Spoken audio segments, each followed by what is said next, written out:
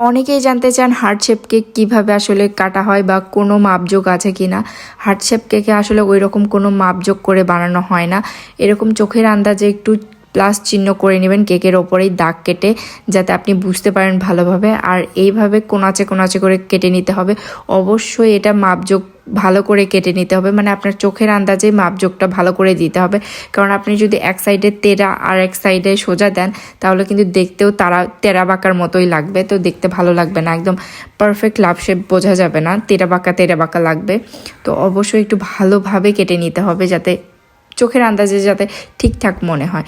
এইভাবে কেটে নিলে না একদম মনেই হবে না যে আপনার কোনো মোল্ড লাগবে। মোল্ডের থেকেও অনেক বেশি ভালো কাটিং হয় বা ভালো একটা শেপ আসে এইটাতে কিন্তু মোল্ডে কিন্তু এত ভালো শেপ আসে না। আপনার কাছে যদি মনে হয় এই সাইড থেকে একটু কাটতে হবে, সেই সাইড থেকে একটু কেটে ভালোভাবে একটা শেপ দিয়ে নেবেন যাতে আপনার দেখতে ভালো লাগে নিজের।